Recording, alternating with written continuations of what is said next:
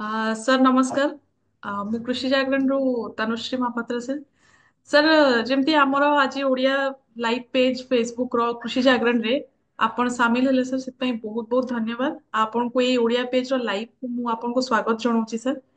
आपण को परिचय सर आम सह आज बहुत चाषी सामिल अछंती सेमान को प्रथमे आपण को परिचय देबे सर। ମୋର ପରିଚୟ। आज्ञा सर चाषी को। ତେଣୁ ମୋର ପରିଚୟ ଦେବାକୁ ହେଲେ ମତେ 1976 ମସିହାକୁ ଫେରିବାକୁ ପଡିବ। निहाती भाବରେ ଆମ ପାଖରେ ତ ଆପଣଙ୍କର ସଠିକ ପରିଚୟ ଅଛି ଯେତେ ସାର୍। ହଁ ଯେତେବେଳେ 1975 ମସିହାରେ MSc ଏଗ୍ରିକଲଚର ପାସ୍ କରିସାରିଲା ପରେ ଆଜ୍ଞା ସାର୍। ମୋର ସାଙ୍ଗମାନେ ମାନେ 90% ମୋର ସାଥୀ ମାନେ ସବୁ ଚାଲିଗଲେ, କିଏ ଆଉ ଏଗ୍ରିକଲଚର କୁ ଆସିଲେନି। ଆଜ୍ଞା ସାର୍। ଆଉ ସେମାନେ ସବୁ ବ୍ୟାଙ୍କ ଜବରେ ପ୍ରୋବେସନାରୀ ଅଫିସର ଏମିତି ହେଇକିରି, କିନ୍ତୁ ମୁଁ ରହିଗଲି ଏଇଠି। କାରଣ ଆଜ୍ଞା ମୋର MSc ରେ ଯୋଉ ପ୍ରଫେସର HK ମହାନ୍ତିଙ୍କ ପାଖରେ କାମ କରୁଥିଲି, ଆଜ୍ଞା ତାଙ୍କଠୁ କିଛି ଶିଖିବି ବୋଲି ମୁଁ ରହିଗଲି। ଆଉ 1976 ମସିହା ଜାନୁଆରୀରେ ମୁଁ ସିନିୟର ରିସର୍ଚ୍ଚ ଆସିଷ୍ଟାଣ୍ଟ ଭାବେ ଜଏନ୍ କଲି ଆମର ଯୋଉ ଧାନ ଗବେଷଣା କେନ୍ଦ୍ର ଅଛି ଆଜ୍ଞା ଓ କୃଷି ବୈଷୟିକ ବିଶ୍ୱବିଦ୍ୟାଳୟରେ। ଆଜ୍ଞା ତା ପରଠୁ ହେଲା ଆରମ୍ଭ ହେଲା ଆଉ ସଂଗ୍ରାମ ଆଉ ଆଜ୍ଞା ଆଉ ଯେତେବେଳେ ମୁଁ ଏଇ ଜଏନ୍ କଲି, ସେତେବେଳେ ଘରେ ସମସ୍ତେ ବିମୁଖ ହେଲେ, କହିଲେ କଣ ଏଇଠି କୋଉଠି ନ ଯାଇକିରି ପୁଣି ସେ ମାଟି କାଦୁଅକୁ ଫେରିଲା। ମୁଁ କହିଲି ନାଇଁ, ସେ ମାଟି କାଦୁଅର ଯୋଉ ବାସ୍ନା, ସେ ବାସ୍ନା ଆପଣ ବ୍ୟାଙ୍କ ଜବରେ ପାଇପାରିବେନି। ହଁ, ଆଉ ତେଣୁ 1980 ମସିହାରେ ଆଜ୍ଞା 4 ବର୍ଷ ପରେ ପ୍ରଥମ ଭେରାଇଟି ବିହନ କିସମ ହିସାବରେ ଆସିଲା ଖଣ୍ଡଗିରି। ଆଜ୍ଞା ଆଉ ସେଇ ଯୋଉ ଖଣ୍ଡଗିରି ଆଜି ପର୍ଯ୍ୟନ୍ତ 1980 ମସିହାରୁ 2024 ପର୍ଯ୍ୟନ୍ତ ଦୀର୍ଘ ଦିନ ଧରି ସେଇ ବିହନ କିସମ ଚାଷୀ କୂଳରେ ଆଦୃତ ହଉଛି, ଯୋଉଟା କି ଢିପ ଜମି ପାଇଁ ତାର ଆଜ୍ଞା ସାର୍। ରୋଗ ସହଣୀ ଶକ୍ତି ରହିଛି, ଭଲ କ୍ୱାଲିଟି ଚାଉଳ, ଆଜ୍ଞା ଆଉ 90ରୁ 100 ଦିନ ଭିତରେ ପାଚୁଛି। ଆଜ୍ଞା ତେଣୁ ସେଇଠୁ ମୋର ଷ୍ଟାର୍ଟ ହେଲା। ତାପରେ 1999 ମସିହା ବେଳକୁ ମୁଁ ପ୍ରଫେସର ହେଲି। ଆଜ୍ଞା ପ୍ରଫେସର ହବା ପୂର୍ବରୁ ମୁଁ ମୋର doctorate degree Indian agricultural research ଇନଷ୍ଟିଚ୍ୟୁଟରୁ, ତାପରେ ମତେ ଚିପିଲିମା ଧାନ ଗବେଷଣା କେନ୍ଦ୍ରରେ କାମ କରିବା ପାଇଁ ସୁଯୋଗ ମିଳିଲା। ଆଜ୍ଞା ସାର୍। ସେଇଠି ଆପଣ ଦେଖିଥିବେ, ଯୋଉମାନେ ସମ୍ବଲପୁର ଅଞ୍ଚଳରେ ରହିଛନ୍ତି, ଯେତେବେଳେ ଗୋଶାଲା ଛକରୁ ଆପଣ ବରଗଡ଼ ଆଡେ ଯିବେ, ମାନେ ଆଜ୍ଞା ମୁଁ କହୁଛି 1987 ମସିହାରେ ଯେତେବେଳେ ଆଜ୍ଞା ସାର୍। ଆସୋସିଏଟ ପ୍ରଫେସର ହେଇକି ସେଠି ଗୋଟେ ଆପଣ ସ୍ୱର୍ଣ୍ଣ ଥିଲା, ୱାଇଡଲି ଗ୍ରୋନ୍ ଭେରାଇଟି। ଆଉ ଆଜ୍ଞା ସେତେବେଳେ ତାର ରୋଗ ପୋକ ସହଣୀ ଶକ୍ତି ନଥିବାରୁ ସେମାନେ ସବୁ ଥିମେଟ ଆପ୍ଲାଏ କରୁଥିଲେ। ଆଜ୍ଞା ଆଉ ଆପଣ ଗୋଟେ ନାକରେ ଗୋଟେ ବର୍ଣ୍ଣିଂ ସେନ୍ସେସନ, ମୁଁ ସେତେବେଳେ ଅନୁଭବ କଲି ଆମେ ସମସ୍ତେ ମରିଯିବା ଯଦି ସ୍ୱର୍ଣ୍ଣକୁ ଗ୍ରୋ କରିବା। ଆଉ ଏଇ ଯୋଉ କୀଟନାଶକ ଔଷଧର ରେସିଡୁଆଲ ଟକ୍ସିସିଟି ରହିବ, ତାହେଲେ କଣ ହବ ଆମେ କିଛି କହିପାରିବାନି। ତେଣୁ ମୋର ସେଇତିକି ବେଳେ ଆରମ୍ଭ ହେଲା ଯେ ମୁଁ କେମିତି ଏଇ ସ୍ୱର୍ଣ୍ଣ ଭେରାଇଟିର ଇମ୍ପ୍ରୁଭମେଣ୍ଟ କରିବି। ଆଜ୍ଞା ସାର୍। ସେତିକି ବେଳେ 2005 ମସିହାରେ ସ୍ୱର୍ଣ୍ଣର ସଂଯୋଗରୁ ଆଉ କେତେ ଗୁଡିଏ ସହଣୀ ଶକ୍ତି ଥିବା ବିହନ କିସମକୁ ବ୍ୟବହାର କରିକିରି ଯୋଉ ଭେରାଇଟି ବାହାର କଲି, ସେଇଟା ହେଇଥିଲା ଆମର ପ୍ରତୀକ୍ଷା। ଆଉ ଆଜ୍ଞା ପ୍ରତୀକ୍ଷା ପ୍ରତୀକ୍ଷା ବିହନ ଯେତେବେଳେ ମୁଁ ତାକୁ ଷ୍ଟେଟ ଭେରାଇଟି ରିଲିଜ କମିଟିରେ ପ୍ରେଜେଣ୍ଟ କରୁଥିଲି, ସେତେବେଳେ ଥାନ୍ତି ମ୍ୟାଡାମ ଚୋପ୍ରା, ଆଜ୍ଞା ଡାଇରେକ୍ଟର ଅଫ ଏଗ୍ରିକଲଚର। 4ଟା ଭେରାଇଟି ସେତେବେଳେ ଥିଲା। ଗୋଟେ ଥିଲା ସିଦ୍ଧାନ୍ତ, ଆଉ ଗୋଟେ ଥିଲା ପ୍ରତୀକ୍ଷା, ତାପରେ ହେଇଥିଲା ଉପହାର, ଆଉ ଗୋଟେ ଥିଲା ଯୋଗେଶ। ତା ଦେହରୁ ଆଜ୍ଞା ମତେ ମ୍ୟାଡାମ ଚୋପ୍ରା ପଚାରିଲେ, doctor Das, why such names? It is neither the name of your beautiful wife or children. ମୁଁ କହିଲି ମ୍ୟାଡାମ ବହୁତ ବଢିଆ କ୍ୱେଶ୍ଚିନ୍ ପଚାରିଲେ। ମୁଁ କାହିଁକି ଦେଲି ସିଦ୍ଧାନ୍ତ, ମୁଁ କାହିଁକି ଦେଲି ଉପହାର ଆଉ ପ୍ରତୀକ୍ଷା ଆଉ ସେଇ କଥା ମୁଁ ଅଳ୍ପରେ କହିଦଉଛି ଆଜ୍ଞା ଆପଣଙ୍କୁ ଆଜ୍ଞା ଯେ ନୟାଗଡ଼ର ରାଜା ତାଙ୍କର ବିଜ୍ଞ ପାରିଷଦଙ୍କୁ ଧରିକିରି ବସିଛନ୍ତି। ଏଇ ସମୟରେ ସେ ଦେଖିଲେ ଯେ ଦୁଆର ବନ୍ଧୁକୁ ଗୋଟେ ଝିଟିପିଟି ଆସୁଛି ଯାଉଛି। ସେ ସେଠୁ ତାଙ୍କୁ କହିଲେ ପଠାଣି ସାମନ୍ତଙ୍କୁ ଡାକା। ସାନ୍ତେ ଆଇଲେ, he opened his ପୋଥି, sat on the floor କହିକିରି କହିଲେ, କାଲକୁଲେସନ୍ସ କଲେ ଏବଂ କହିଲେ ମହାରାଜ ଆଉ ଏଇ ଯୋଉ ଝିଟିପିଟିର ପ୍ରେମିକା ସମ୍ବଲପୁରରୁ ଆସୁଛି। ସେ ସେଥିପାଇଁ ଅସ୍ତବ୍ୟସ୍ତ ହେଇଗଲାଣି, ପ୍ରତୀକ୍ଷା କରୁଛି। ସମସ୍ତେ ସେଠି ଯାହା ଥିଲେ ସମସ୍ତେ ହସିବାରେ ଲାଗିଲେ, କହିଲେ ହଁ କାଲକୁଲେସନ୍ସ କରିଦେଲା। କିନ୍ତୁ ପୋଥି ଗୁଡେଇଲେ, ନୀରବରେ ଛିଡା ହେଲେ ଏବଂ କହିଲେ ଶାନ୍ତର ଗଣନା ହଉଛି ନିର୍ଭୁଲ ଏବଂ ସତ୍ୟ। ଆଉ ଇଏ କିଛି ପ୍ରିନ୍ସିପୁଲ ବା ସିଦ୍ଧାନ୍ତ ଉପରେ ପର୍ଯ୍ୟବେସିତ। ତେଣୁ ମୁଁ ଆଜ୍ଞା ପ୍ରଥମ ଢିପ ଜମିର ଧାନକୁ ଦେଲି ସିଦ୍ଧାନ୍ତ। ଆଜ୍ଞା ତାର କିଛି ସମୟ ପରେ ରାଣୀଙ୍କ ଉଆସକୁ ଗୋଟେ ଶାଢୀ ବାଲା ଆସିଲା। ସେ ଯେତେବେଳେ ଗୋଟେ ସମ୍ବଲପୁରୀ ପାଟ ଦେଖଉଛି ତାରି ଭିତରୁ ଗୋଟେ ଲିଜାର୍ଡ ମାନେ ସେ ଗଲା ସେଇ ଜାଗାକୁ। and both the lovers they embraced each other. Their ପ୍ରତୀକ୍ଷା ended. ଆଉ ମୁଁ ସେତିକିବେଳେ ମ୍ୟାଡାମକୁ କହିଥିଲି, madam I will be the happiest man if my ପ୍ରତୀକ୍ଷା will be accepted by the farmers. ତାପରେ ଆଜ୍ଞା ବର୍ତ୍ତମାନ 2025 ମସିହା ପର୍ଯ୍ୟନ୍ତ ପ୍ରତୀକ୍ଷା ଭେରାଇଟି ଓଡ଼ିଶାରୁ ଯାଇକିରି ୱେଷ୍ଟ ବେଙ୍ଗଲର ରୁଲିଂ ଭେରାଇଟି। ଗତ ଆଜ୍ଞା ବର୍ଷ ଫାର୍ମର୍ସ ପ୍ରଡ୍ୟୁସର୍ସ ଆସୋସିଏସନ ଏଇ ପ୍ରତୀକ୍ଷାକୁ କରିକିରି they have earned about 200 crores rupees as their profit। ଆଉ ସେଇଥିପାଇଁ ସେଠି ଫେଲିସିଟେଟ କରିଥିଲେ। ଆଜ୍ଞା ଉପହାର ଥିଲା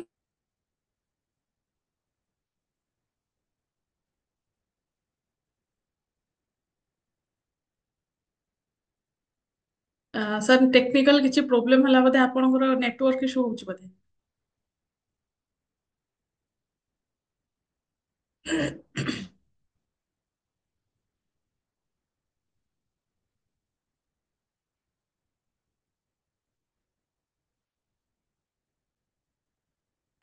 ଗୋଟେ ଫେଜରେ, ଆଉ ଗୋଟେ ଫେଜ ଯେତେବେଳେ ଶୁଣିପାରୁଛନ୍ତି ତ?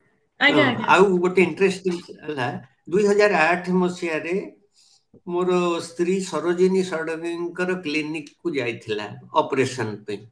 ଆପଣ ସରୋଜିନୀ ଷଡଙ୍ଗୀଙ୍କ କ୍ଲିନିକ କୁ ଗଲା ବେଳକୁ ଗୋଟେ ପୋଷ୍ଟର ମରା ହେଇଛି, ବିରାଟ ବଡ ପୋଷ୍ଟର ଆତ୍ମଜା, which ଆଜ୍ଞା is based on ନାରୀର ଭ୍ରୂଣ ହତ୍ୟା ଉପରେ।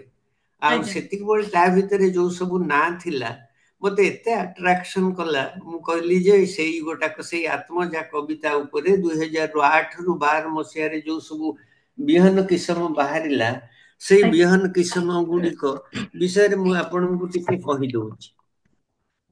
ସେ ଝିଅ ମାର ପେଟରେ ଥାଇକିରି କହୁଛି, ମୁଁ ତୁମ ଆଦରଣୀୟ ତନ୍ମୟୀ ତନୁଜା, ମୁଁ ତୁମର ହିରଣ୍ମୟୀ ଆଭା ନେଇ ଉଭା ହେବି, ମୁଁ ତୁମର ଆକାର ନେଇ ପ୍ରକାଶିବି ବିକଶିବି, ଆଉ ହୃଦୟର ପରଦାରେ ତୁମର ସେ ଜ୍ୟୋତିର୍ମୟୀ ମୂର୍ତ୍ତିକୁ ଚିରଦିନ ସଜାଇ ରଖିବି। ଆରି ଭିତରେ ଯୋଉ ସବୁ ନାଁ ଆଜ୍ଞା ଗୁଡାକ ଥିଲା 2008 ରୁ 2012 ମସିହା ଭିତରେ ସେଇ ଧାନ ବିହନ ଗୁଡିକ ପ୍ରସ୍ତୁତ ହେଇଥିଲା। ସେଗୁଡାକ ହେଲା ତନ୍ମୟୀ, ହିରଣ୍ମୟୀ, ତାପରେ ଆସିଲା ଜ୍ୟୋତିର୍ମୟୀ, ମୃଣାଳିନୀ, ମନ୍ଦାକିନୀ, ତେଜସ୍ୱିନୀ, ମନସ୍ୱିନୀ। ଏଇ ବଢିଆ ନାଁ ଆଠଟା ଟା। ଭେରାଇଟିକୁ ଇଏ ହେଇଥିଲା। ତାରି ଭିତରୁ ବର୍ତ୍ତମାନ ମୃଣାଳିନୀ ମଧ୍ୟ ଖାଲ ଜମି ପାଇଁ ରୁଲିଂ ଭେରାଇଟି, ଆଜ୍ଞା ଆଉ ହିରଣ୍ମୟୀ ମଧ୍ୟମ ଜମି ପାଇଁ। ତେଣୁ ଏଇ ଯୋଉ ସଂଗ୍ରାମ ଯୋଉ କରିଥିଲି, I am useless father and unfaithful husband also. ତେଣୁ ସବୁ ଯାକ ଇଏ କରିକିରି ଏଇ ଗୁଡାକ ଯେ ମୋର ହୃଦବୋଧ ହେଇଛି ଯେ ଆଜ୍ଞା କୌଣସି ଗୋଟେ ଜିନିଷ କରିବା ପାଇଁ ଆମକୁ ଜୀବନରେ ବହୁତ ଗୁଡେ ଜିନିଷ ସାକ୍ରିଫାଇସ କରିବାକୁ ପଡିବ, ଉତ୍ସର୍ଗ ଆଜ୍ଞା କରିବାକୁ ପଡିବ। ଆଉ ଯେତେବେଳେ ଏଇ ଧାନ ବିହନ ଚାଷୀ କୂଳରେ ବ୍ୟବହାର ହଉଛି, ଆଜ୍ଞା ଯେତେବେଳେ ସେଇତିକି ବେଳେ ଆଉ ସେଇ ଯୋଉ ଆନନ୍ଦ, ସେ ଆନନ୍ଦ ଆପଣ କୋଉଠୁ ପାଇପାରିବେନି। ଆଉ ରିସେଣ୍ଟଲି ଆପଣଙ୍କର ସେଣ୍ଟ୍ରାଲ ଏଗ୍ରିକଲଚର ୟୁନିଭର୍ସିଟି ଶିଲଂରେ ସେମାନେ ଫେଲିସିଟେଟ୍ କଲେ ଫର ମାଇ ଲାଇଫ ଟାଇମ ଆଚିଭମେଣ୍ଟ ଆୱାର୍ଡ, ଯେ ଏଇ ଯୋଉ ଜର୍ଣ୍ଣିର। ଆଉ ଆଜ୍ଞା ଆଉ ତଥାପି ମଧ୍ୟ ୟୁନିଭର୍ସିଟିକୁ ଲେଖିଦେଇଛି ଯେ ମୁଁ ପଇସା ନେବିନି, ଏମିତି କାମ କରିବି। ଆଉ ସେଥିରୁ ମଧ୍ୟ, ଯେହେତୁ ମୁଁ ଆପଣଙ୍କୁ କହୁଛି, ସେଇ ଯୋଉ ରିସର୍ଚ୍ଚ ପାଇଁ ଯାଇଥିଲି ଇଣ୍ଟରନ୍ୟାସନାଲ ରାଇସ୍ ରିସର୍ଚ୍ଚ ଇନଷ୍ଟିଚ୍ୟୁଟ, ଆଜ୍ଞା ଯେ ଆମେ ଯଦି ଦେଖିବା ଓଡ଼ିଶାରେ 50% ଏରିଆ ହଉଛି ଲୋ ଲ୍ୟାଣ୍ଡ, ଯୋଉଥିରେ ବଢି ହଉଛି, ଯୋଉଥିରେ ବୁଡି ଯାଉଛି ଧାନ, ଆଜ୍ଞା ଆଉ ଯୋଉଥିରେ ବହୁତ କ୍ଷତି ହଉଛି। ଆମେ ସେଇଥିପାଇଁ ରିସର୍ଚ୍ଚ କରିବା ପାଇଁ ସେମାନେ ମତେ ଡାକିଥିଲେ। ଆଉ ଆଜ୍ଞା ଯାଇକିରି 2010ରୁ 2000 ରିଟାୟାରମେଣ୍ଟ ପରେ ମଧ୍ୟ ଯାଇକିରି କାମ କରିଥିଲି ସେ ଜନରାରୀ ଇଏରେ, କନସଲଟାଣ୍ଟ ହେଇକିରି, ଆଉ ଭିଜିଟିଂ ରିସର୍ଚ୍ଚ ଫେଲୋ ହେଇକିରି। ଆଜ୍ଞା ସେଇଥିରୁ ସେଇଥିରୁ ଗୋଟିଏ ବିହନ ଯୋଉଟା କି ଆମର ଅ, ବଢି ସହନୀ ଶକ୍ତି ଅଛି। ଆଉ ଯଦି ପାଣିର ଲେବୁଲ ବଢିଗଲା ତା ଦେହରେ ମଧ୍ୟ ସହନୀ ଶକ୍ତି ରହିଛି। ଆଉ ଆଜ୍ଞା ସେ ଭେରାଇଟି ରେକମେଣ୍ଡ ହେଇଯାଇଛି। ଆଉ ତାର ପ୍ରପୋଜାଲ ଦେଲେ ମୁଁ ଭାବିଛି ବୋଧେ ସେଇଟା 54 କିସମ ବିହନରୁ ସେଇଟା 55 ହବ। ଆଉ ଆଜ୍ଞା 55 ହେଲେ ତାରି ନାଁ ରଖିବି ଆକାଂକ୍ଷା ବୋଲି। ବହୁତ ବଢିଆ ନା ସାର୍। ସାର୍ ସେଇଥିପାଇଁ ମାନେ ମୁଁ ଜାଣିବାକୁ ଚାହିଁବି ସାର୍, ଚାଷୀଙ୍କର ସାର୍ ସାଧାରଣତଃ କିଛି ପ୍ରଶ୍ନ ରହିଛି ଯାହା ମୁଁ ଆପଣଙ୍କୁ ପଚାରୁଛି ସାର୍। ସାର୍ ଧାନ ଚାଷ ପାଇଁ ମାଟିର କଣ ଆବଶ୍ୟକତା ରହିଛି, ମାନେ ମାଟି କେମିତି ହବା ଦରକାର, ମୃତ୍ତିକାର କଣ ଇମ୍ପୋର୍ଟାନ୍ସ ରହିଛି ସାର୍ ଧାନ ଚାଷର ଭଲ ଅମଳ ପାଇଁ? ଯେ ଆମର ବିସ୍ତୃତ ଅଞ୍ଚଳର ମାଟି ହଉଛି ସାଲିନିଟି। ଆଜ୍ଞା ଆଉ ଆଉ ହଉଛି ଯୋଉଟାରେ ଏସିଡିଟିରେ ଧାନ ପାଇଁ କିଛି ସେତେ ଅସୁବିଧା ହବନି। ଆଜ୍ଞା ସାର୍ କାରଣ ଅଲଗା କ୍ରପ ପାଇଁ, ଅଲଗା ଫସଲ ପାଇଁ ଏସିଡିଟି ହେଲେ ଆମେ ଅସୁବିଧା ହବ, କିନ୍ତୁ ଧାନ ପାଇଁ କିଛି ଅସୁବିଧା ହବନି। ଆଉ କିନ୍ତୁ ଏଇ ଯୋଉ ଧାନ ଚାଷ କରିକିରି ଆମର ଚାଷୀ କୂଳ ସେତିକି ଲାଭବାନ ହେଇପାରୁନାହାନ୍ତି। ହଁ ସାର୍, ଲସେସ୍ ହଁ ବହୁତ ଗୋଟିଏ ସମୟରେ ଦେଖୁଛନ୍ତି। ହଁ, ଗୋଟିଏ କଥା ଦେଖିବେ, ଯଦି ଆମର ରିସର୍ଚ୍ଚ ଷ୍ଟେସନର ଇଲ୍ଡ 100% ହେଲା, ଆଜ୍ଞା ସାର୍ ତାହେଲେ ଏଣ୍ଟରପ୍ରାଇଜିଂ ଫାର୍ମର୍ସ ସେ ପାଉଛି ଜମା 70%, 30% ସେ ଲୁଜ କରିଦଉଛି। ଗୋଟେ ଗ୍ୟାପ, ରାଇସ୍ ଆନାଲିସିସ ର ଗ୍ୟାପ ଆଜ୍ଞା ଏକ। ଗ୍ୟାପ ଦୁଇରେ, ଆକ୍ଚୁଆଲ ଇଲ୍ଡ ଫିଲ୍ଡ ଲେବୁଲରେ ଚାଷୀ କେବଳ 30% ପାଉଛି।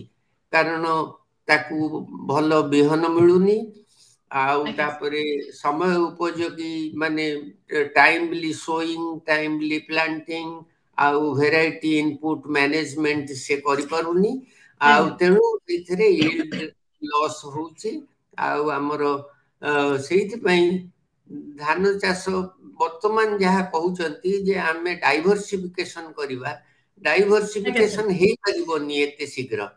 କାହିଁକି ନା, ଯେତେବେଳେ ଆମର ଧାନ ଚାଷରେ ଆଭରେଜ ଇଲ୍ଡ 2 ଟନ ନ ଆସିଲା, ଆମେ ଧାନକୁ ଡାଇଭର୍ସ କରିପାରିବୁନି।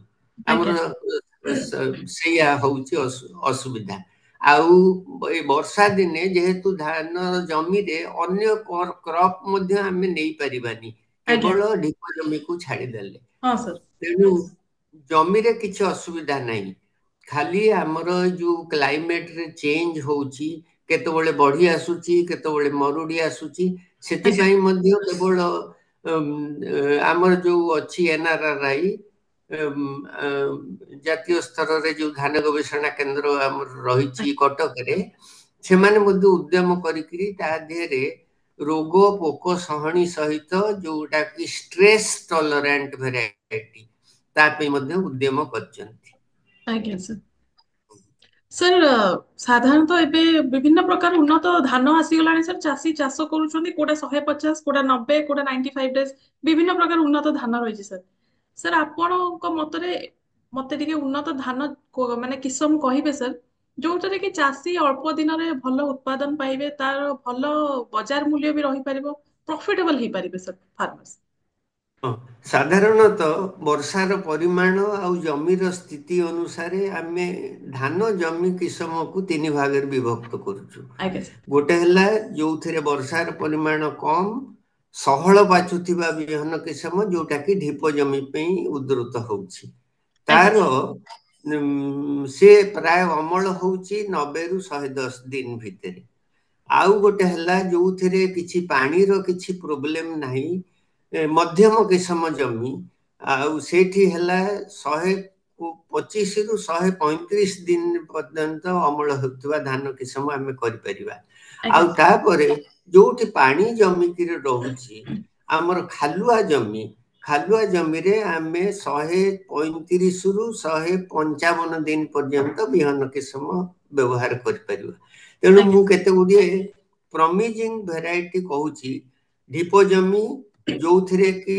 100 दिन भितर अमल होई पारुची ଆଜ୍ଞା खंडगिरी उदयगिरी घंटेश्वरी सहभागी धान आउ इत्यादि बिहन किसम गुड़िक जो थिरे कि मरुड़ी सहनी शक्ति मध्य अच्छी सेई गुड़ाक सबू चाषी मानक भितरे बहुल भाव आदृत होउची ଆଜ୍ଞା तापरे मझियाली जमी पई आपणकर आसीबो मनस्विनी आउ आसीबो कोणार्क आउ ललाट मध्य करा जाउची आउ तापरे 135 दिन भितरे भल भेराइटी भितरे आसीबो आपणकर ज्योतिर्मयी हिरणमयी ଆଜ୍ଞା एवं प्रतीक्षा मध्य ଆଜ୍ଞା प्रतीक्षा जोटा कि 135 आउ लेट भेराइटी रे वर्तमान बहुत गुडे बिहन अछि ସିଏ ମଧ୍ୟ ଏବେ ଆଦୃତ ହଉଛି ଗୋଟେ ହଉଛି ଧରିତ୍ରୀ ଗାୟତ୍ରୀ ସାବିତ୍ରୀ ଯୋଉଟା କି ଆମର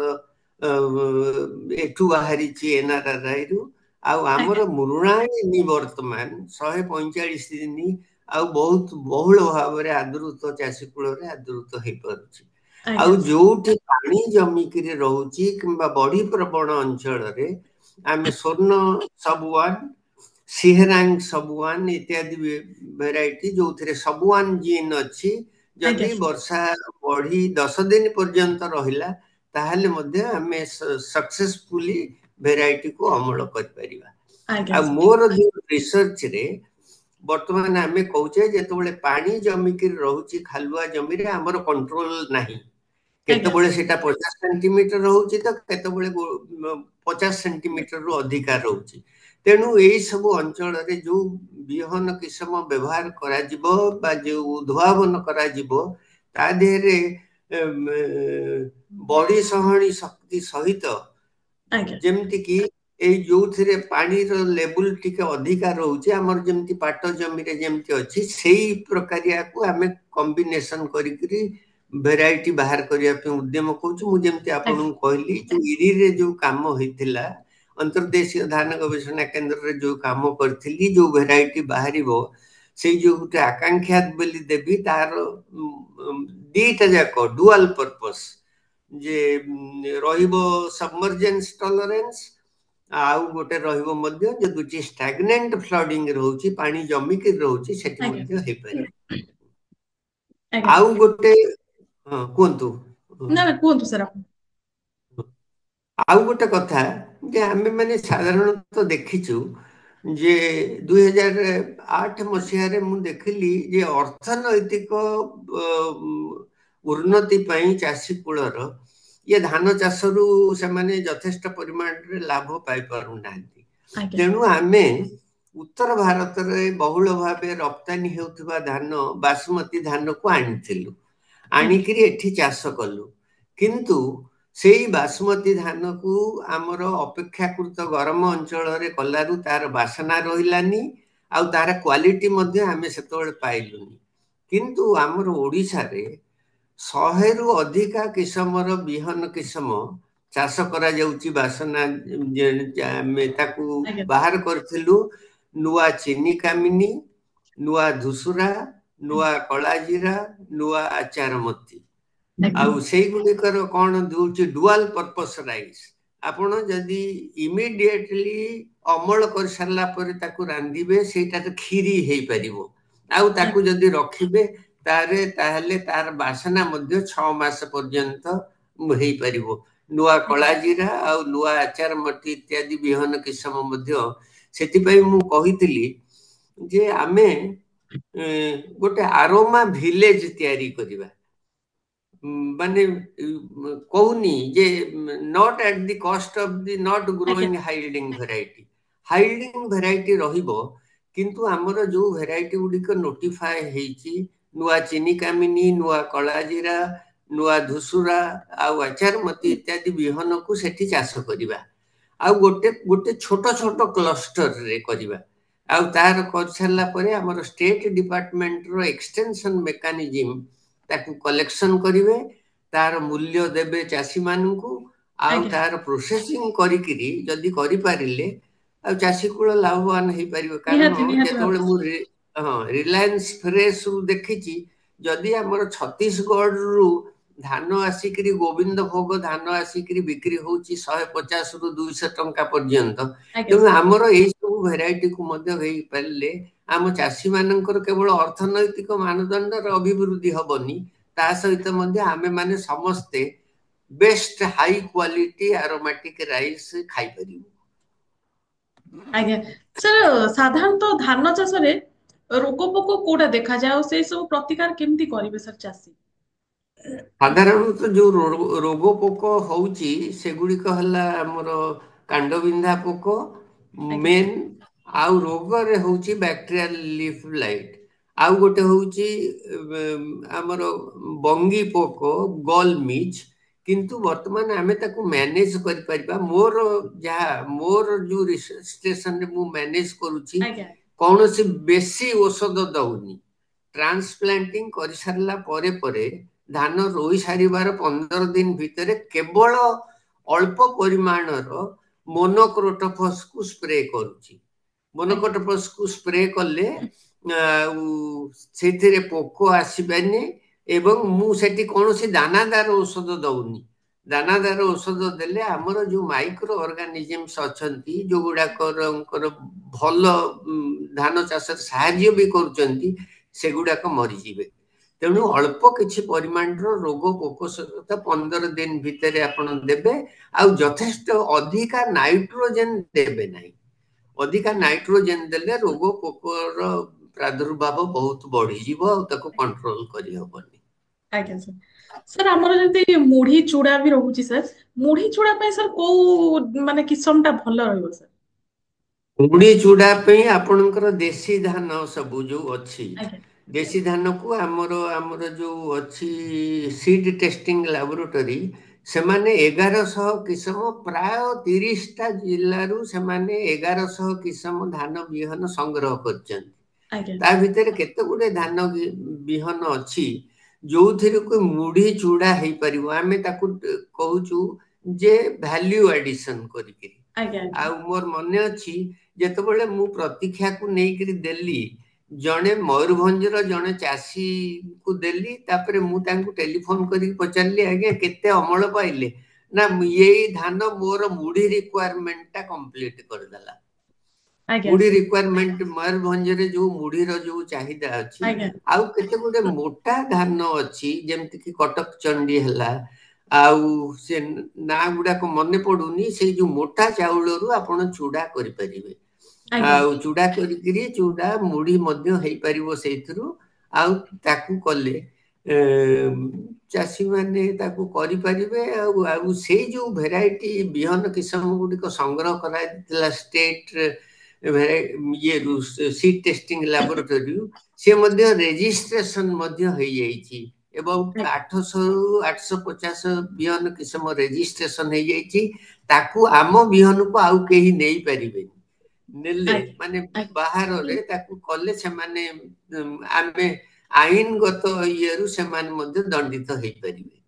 ଆଜ୍ଞା ସାର୍, ସାର୍ ଆମର ଏବେ ଓଡିଶାରେ ବିଭିନ୍ନ ଜିଲ୍ଲାରେ ସାର୍ ଗୋଟେ ମେଲ୍ ଫିମେଲ ଧାନ ଚାଷ କରୁଛନ୍ତି ସାର୍, ସେ ବିଷୟରେ ମୁଁ ଟିକେ ଜାଣିବାକୁ ଚାହିଁବି ସାର୍, କଣ ସେ ମେଲ୍ ଫିମେଲ ଧାନ? ଆଚ୍ଛା, ଧାନ ହଉଛି ଗୋଟେ ବାଇସେକ୍ସୁଆଲ ଫ୍ଲାୱାରଟା। ଆଜ୍ଞା ତା ସାର୍ ଦେହରେ ମେଲ ଅଛି ଆଉ ଫିମେଲ ମଧ୍ୟ ଅଛି ଆଜ୍ଞା ଫ୍ଲାୱାର। ସାର୍ ତେଣୁ ସେଇଗୁଟାକ ତାରି ଭିତରେ ଧାନ ଖୋଲିବା ପୂର୍ବରୁ ତାର ପରାଗ ରେଣୁ ପଡିବ ତମର ଫିମେଲ ଫ୍ଲାୱାର ଉପରେ। ଫିମେଲ ଫ୍ଲାୱାର ଉପରେ ପଡିକିରି ସେଇଟା ଫର୍ଟିଲାଇଜେସନ ହବ। ଆଜ୍ଞା ସାର୍ ଫର୍ଟିଲାଇଜେସନ ହେଇକିରି ସେଇଥିରୁ ଆମର ଓଭାରି ବାହାରି କରି ସେଇଥିରୁ ଆମର ଚାଉଳ ହବ। ତେଣୁ ଏଇଟା ସେଲ୍ଫ ପଲିନେଟେଡ୍। ଆଜ୍ଞା किंतु ସାର୍। हमरो जो हाइब्रिड अप्रोच अछि हाइब्रिड अप्रोच रे आमे माने कोन करिवु ना से माने वर्तमान मेल फ्लावर टाकू को नपुंसक करा ही जाउची ଆଜ୍ଞା मेल स्टेराइल सेटा को आमे फीमेल लाइन व्यवहार करूछु ଆଜ୍ଞା एवं जोथिरे पराग रेणु आणुचु जो डिजायरेबल पोलेन पेरेंट को आनिकरी ଆଜ୍ଞା ସାର୍। ता धेरे कोन होउची ना डस्ट करा होउचु सेई मेल स्टेराइल प्लांट गुडा करे वेराइटी विषय ଆଜ୍ଞା ସାର୍। ऊपर आ ता देहरु जो सीड बाहरुची से सीड गुडा को होउची हाइब्रिड सीड भाबे बिक्री बटा हेई पारुची। ଆଜ୍ଞା ସାର୍। ସାର୍ ଧାନ ଚାଷଟା ଆମର ଯୋଉ ଅଛି ଜୈବିକ ପ୍ରୋସେସ ରେ ଆଉ ଗୋଟେ ରାସାୟନିକ ପ୍ରୋସେସ ରେ ଆପଣଙ୍କ ମତ କଣ ରହିଛି ଆମର ଜୈବିକରେ ଭଲ ଉତ୍ପାଦନ ଦଉଛି ନା ଆମର ରାସାୟନିକ ସାର୍ ଗୋଟେ ତରଫରୁ ମାଟି ବି ନଷ୍ଟ ହଉଛି ये जो ରାସାୟନିକ। वर्तमान तो जुआड़े देखिबे खाली समस्ते कहउचंती जे जैविक प्रणाली रे माने ऑर्गेनिक फार्मिंग रे करंतु ଆଜ୍ଞା किंतु धान पई से ऑर्गेनिक फार्मिंग रे मु पूरा सहमत नुह ଆଜ୍ଞା काहींकी ना आपणकर गाँ गंडारे आउ गोटे हेले गाई गोरु नाहंती ଆଜ୍ଞା ଆମର ଫାର୍ମ ୟାର୍ଡ ମାନୁଅର ଆମର ନାହିଁ ଆଉ ତାପରେ ଧାନ ଚାଷ ପାଇଁ ଯୋଉ ନାଇଟ୍ରୋଜେନ ଯେତିକି ଦରକାର ଜୈବିକ ସାରରୁ ଆମେ ସେତିକି ପରିମାଣର ନାଇଟ୍ରୋଜେନ ପାଇପାରିବୁ ନାହିଁ ଆଜ୍ଞା ତେଣୁ ସାର୍। ବର୍ତ୍ତମାନ ଆକୁ କରିବା ପାଇଁ ମୋର କହିଥିଲି ଯୋଉ ଟଲ ଧାନ ଆରୋମେଟିକ ରାଇସ୍ ଯୋଉ ବାସନା ଧାନ ଅଛି ସେଇଥିରେ ଆମେ ଜୈବିକ ପଦ୍ଧତିରେ ଚାଷ କଲେ ନାଇଟ୍ରୋଜେନ ନଦେଲେ ମଧ୍ୟ ଆମର ଚାଷୀ ମାନେ ସଫଳ ଭାବେ ଚାଷ କରିପାରିବେ ଆଉ ତାକୁ ବିକ୍ରି ବଟା କରିକି ଲାଭବାନ ହେଇପାରିବେ କିନ୍ତୁ ଏଇ ଯୋଉ ହାଇଲ୍ଡିଙ୍ଗ ଭେରାଇଟି ଗୁଡାକରେ ଆମେ ଜୈବିକ ସାର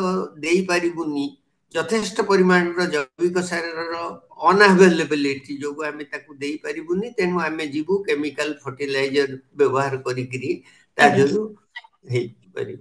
ସାର୍ ଆମର ଯେମିତି ଧାନ ଚାଷ ପରେ କିଛି ଦିନ ପୁଣି ବ୍ରେକ୍ ନଉଛନ୍ତି ଚାଷୀ ମାନେ ଅନ୍ୟାନ୍ୟ ଚାଷ କରୁଛନ୍ତି ପୁଣି ଧାନ ଚାଷ ସମୟରେ ଧାନ ଚାଷ କରୁଛନ୍ତି ସାର୍ ସେ ଯୋଉ ରହୁଛି ମାଟିର ରକ୍ଷଣା ବେକ୍ଷଣଟା ସାର୍ ଧାନ ଚାଷ ପରେ କଣ କେମିତି ରହିବା ଦରକାର ପୁଣି ଥରେ ସେଇ ମାଟିରେ ଧାନ ଆଚ୍ଛା ଚାଷ ହବ।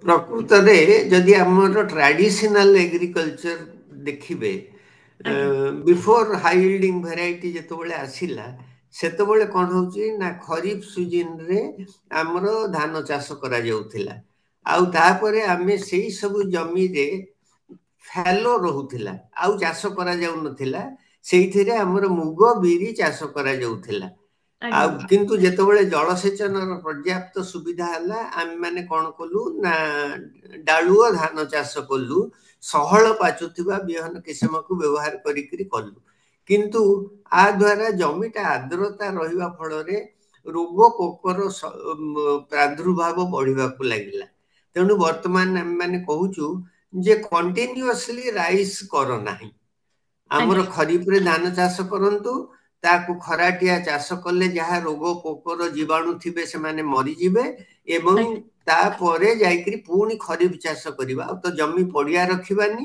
ଆଜ୍ଞା ଆଜ୍ଞା ସେଇଥିରେ ଆପଣଙ୍କର ମୁଗ ବିରି ଏଇ ସବୁ ଆଉ ମଟର ଏଇ ସବୁ ଚାଷ କଲେ ଆଜ୍ଞା ଆମର ଯୋଉ ପ୍ରୋଟିନ ସପ୍ଲିମେଣ୍ଟ ଟା ଆମକୁ ମିଳିଯାଇ ପାରିବ ଆଉ ଆଜ୍ଞା ଧାନ ତ ଖରିଫରେ ଯେତିକି ଅମଳ ହବ ତାକୁ ଆମେ ଇଏ କରିପାରିବା ଆମର ଜମିର ଆର୍ଦ୍ରତା ସେତେ ରହିବନି ଆଉ ଆଜ୍ଞା ଖରା ଦିନିଆ ଚାଷ କଲେ ରୋଗ ପୋକ ସବୁ ଜୀବାଣୁ ମାନେ ମରିଯିବେ ଆଉ ଆମେ ନେକ୍ସଟ ଖରିଫକୁ ଭଲ ଭାବେ ଧାନ ଚାଷ କରିପାରିବା। ଆଜ୍ଞା ସାର୍ ସାର୍ ଆମର ଯେମିତି ସରକାରଙ୍କର ମଣ୍ଡି ବ୍ୟବସ୍ଥା ରହିଛି ଆଉ ନିକଟରେ ସାର୍ ରାଜ୍ୟ ସରକାର ଏମଏସପି ବି ବୃଦ୍ଧି କରିଦେଇଛନ୍ତି ଧାନ ପାଇଁ ସାର୍ ଆପଣଙ୍କର କଣ ରହିଛି ସାର୍ ମତ ମଣ୍ଡି ବ୍ୟବସ୍ଥା ଆଉ ଏମଏସପି କୁ ନେଇକି।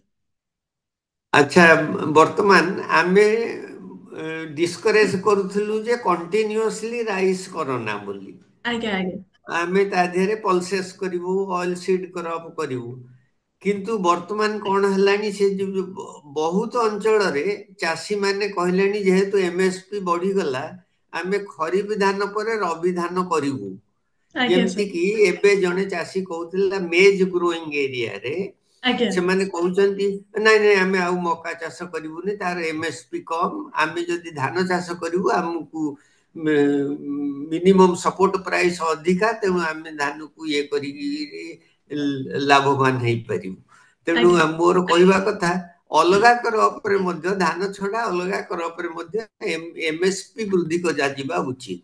ଆଜ୍ଞା ଆଉ ଯଦି ଡାଇଭରସିଫିକେସନ ନହବ ଆଜ୍ଞା କଣ୍ଟିନ୍ୟୁଅସଲି ରାଇସ୍ ଯଦି ଆମେ କରିବା ତାହେଲେ ରୋଗ ଆଉ ପୋକକୁ ସମ୍ଭାଳି ପାରିବାନି, ଯେମିତି ସ୍ୱର୍ଣ୍ଣ କେସରେ ହେଲା। ଆଜ୍ଞା ଆଉ ପ୍ରତୀକ୍ଷା ନ ଆସିଥିଲେ ସାର୍ ବୋଧେ ସ୍ୱର୍ଣ୍ଣ ଏରିଆ ୱେଷ୍ଟ ବେଙ୍ଗଲରେ ଆଜି ପର୍ଯ୍ୟନ୍ତ ମଧ୍ୟ ସେମିତି ସ୍ୱର୍ଣ୍ଣ ଥାନ୍ତା, ରୋଗ ପୋକ ଥାନ୍ତା। ତେଣୁ ନିହାତି ଭାବେ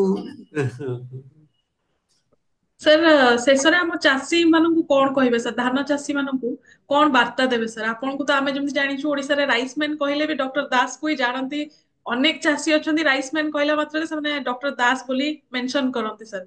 ତ ଆପଣ ସାର୍ କଣ କହିବେ, ଚାଷୀଙ୍କୁ ବାର୍ତ୍ତା କଣ ଦେବେ ସାର୍ କୃଷି ଜାଗରଣ ଆଚ୍ଛା, ପେଜ୍? ଚାଷୀଙ୍କୁ ଏତିକି ବାର୍ତ୍ତା ଦେବା କଥା, ଯଦି ସେମାନେ ଅଧିକ ଅମଳକ୍ଷମ ବିହନ ଚାଷ କରୁଛନ୍ତି, ଆଜ୍ଞା ସାର୍ ଏକରେ ଖରିଫର ଅବ୍ୟବହିତ ପୂର୍ବରୁ ସୁଟେବୁଲ ଭେରାଇଟି ସଂଗ୍ରହ କରିକି ରଖନ୍ତୁ। ଆଜ୍ଞା ବିଭିନ୍ନ ଜମି କିସମ, ତାଙ୍କର ଜମି କିସମ ପାଇଁ ଢିପ ଜମି ହଉ, ମଝିଆଳିଆ ଜମି ହଉ, ଖାଲ ଜମି ପାଇଁ ହଉ, ଖରିଫର ଅବ୍ୟବହିତ ମାନେ ଜୁନ 15 ପୂର୍ବରୁ ତାକୁ ରଖନ୍ତୁ। ଏକ ଆଜ୍ଞା ଦୁଇରେ ଜମିକୁ ଭଲ ଭାବେ ଖରା ଦିନିଆ ଚାଷ କରିକିରି ତାକୁ ମଧ୍ୟ ଇଏ କରନ୍ତୁ। ଯାହା କିଛି ଫାର୍ମ ୟାର୍ଡ ମାନୁଅର ମିଳୁଛି ତାକୁ ମଧ୍ୟ ଆପ୍ଲାଏ କରନ୍ତୁ ଆଜ୍ଞା ରାସାୟନିକ ସାର ପୂର୍ବରୁ। ଆଉ ଏତିକି ମନେ ରଖନ୍ତୁ, ଯୋଉ ବିହନ ସେମାନେ କିସମ ସଂଗ୍ରହ କରିଛନ୍ତି ତାକୁ ଠିକ ଟାଇମରେ ସୋଇଂ କରନ୍ତୁ। ଆଜ୍ଞା ସୋଇଂ କରନ୍ତୁ ଏବଂ ତଳି ଘେରାରେ ମଧ୍ୟ ଯତ୍ନ ନିଅନ୍ତୁ, ଏବଂ ଠିକ 20 ରୁ 25 ଦିନ ଭିତରେ ତଳି ସଂଗ୍ରହ କରିକିରି ତାକୁ ଧାନରେ ରୋପଣ କରନ୍ତୁ, ଆଜ୍ଞା ଯୋଉଥିରେ 25% ନାଇଟ୍ରୋଜେନ, ସବୁ ଯାକ ସୁପର ଆଉ ପୋଟାସ ଆପ୍ଲାଏ କରିକିରି ଧାନ ରୁଅନ୍ତୁ। ଏବଂ ଆଜ୍ଞା 15 ଦିନ ପରେ ତାଙ୍କର ନାଇଟ୍ରୋଜେନ କୁ ଆଜ୍ଞା ମାନେ ଯବକ୍ଷାର ଯାନକୁ ସ୍ପ୍ଲିଟରେ ଆପ୍ଲିକେସନରେ ଆପ୍ଲାଏ କରନ୍ତୁ। ଆଉ ଗୋଟେ ମିନିମମ୍ ଆମାଉଣ୍ଟ ଅଫ ଇନସେକ୍ଟିସାଇଡ ବା ପେଷ୍ଟିସାଇଡ ବ୍ୟବହାର କରନ୍ତୁ। ମୁଁ ଯେମିତି କହିଲି, ଦାନାଦାରକୁ ଜମା ହେଲେ ବ୍ୟବହାର କରନ୍ତୁନି, କାରଣ ଆମର ଯୋଉ ଉପକାରୀ ଅଛନ୍ତି ସେଗୁଡାକ ସବୁ ମରିଯିବେ। ତେଣୁ ଆଜ୍ଞା ମିନିମମ୍ ଆପ୍ଲିକେସନ କରିକିରି ଆଉ ନାଇଟ୍ରୋଜେନକୁ ଷ୍ଟ୍ରିପ୍ ଆପ୍ଲିକେସନରେ କରନ୍ତୁ। ଆଉ ତା ସହିତ ମଧ୍ୟ ଫୁଲ ଉଡେଇବା ପରେ ପୋଟାସ ମଧ୍ୟ କିଛି ଦିଅନ୍ତୁ। ଆଜ୍ଞା ଏଥିରେ ଧାନର ସହଣୀ ଶକ୍ତି, ମାନେ ରୋଗ ପୋକ ସହଣୀ ଶକ୍ତି ସହିତ ମଧ୍ୟ ତା ଦେହରେ ଯୋଉ ଗ୍ରେନ ଫିଲିଂରେ ମଧ୍ୟ ସାହାଯ୍ୟ କରିବ। ଆଉ ଠିକ ଟାଇମରେ ଧାନକୁ ଅମଳ କରନ୍ତୁ। ଆଉ ଆଜ୍ଞା ଯେମିତି ଆମର ଏବେ ବର୍ତ୍ତମାନ ଏତେ ବିପଦ ଆସିଗଲା, ଧାନ କାଟିକିରି ପକେଇଲେ ଆଉ ନା ତା ଭିତରକୁ ମେସିନ ଯାଇପାରିଲା, ନା ଆଜ୍ଞା ଧାନରେ ସବୁ ଯାକ, ତେଣୁ ଠିକ ଟାଇମରେ ଅମଳ କରନ୍ତୁ। ତେଣୁ ମୋର ଗୋଟେ ହଉଛି ଗୋଟେ timely sowing, timely planting, proper variety input management, ଆଉ ସୁଟେବୁଲ ଭେରାଇଟି ବିହନ କିସମ ଯୋଉଟା କି ଡିଫରେଣ୍ଟ ଜମି କିସମ ପାଇଁ ଉଦ୍ଦିଷ୍ଟ, ତାକୁ ସଂଗ୍ରହ କରିକି ରଖନ୍ତୁ, ଆଜ୍ଞା ବିହନ ସାର୍ ଭାବେ ମଧ୍ୟ ରଖନ୍ତୁ। ଆଜ୍ଞା ବହୁତ ବହୁତ ଧନ୍ୟବାଦ ସାର୍, ଆମ ସହିତ ଧାନ ଚାଷରେ ବିଶେଷ ଆଲୋଚନା ଚକ୍ରରେ ଆପଣ ସାମିଲ ହେଲେ ସାର୍। କୃଷି ଜାଗରଣ ଓଡିଆ ପେଜ ଲାଇଭରେ ଆପଣ ଆଜି ଆପଣଙ୍କ ସମୟ ଦେଇଛନ୍ତି ସାର୍, ସେଥିପାଇଁ ବହୁତ ବହୁତ ଧନ୍ୟବାଦ ସାର୍। ଆଶା କରିବି ଆପଣ ଯୋଉ ଇନଫର୍ମେସନ ଦେଲେ ଚାଷୀଙ୍କ ପାଖରେ ସେଇଟା ପହଞ୍ଚିବ, ସେମାନେ ପରଫେକ୍ଟଲି ତାକୁ ତାଙ୍କ ଫାର୍ମରେ ୟୁଜ କରିବେ। ଧନ୍ୟବାଦ ସାର୍, ନମସ୍କାର। ନମସ୍କାର। ଆଜ୍ଞା।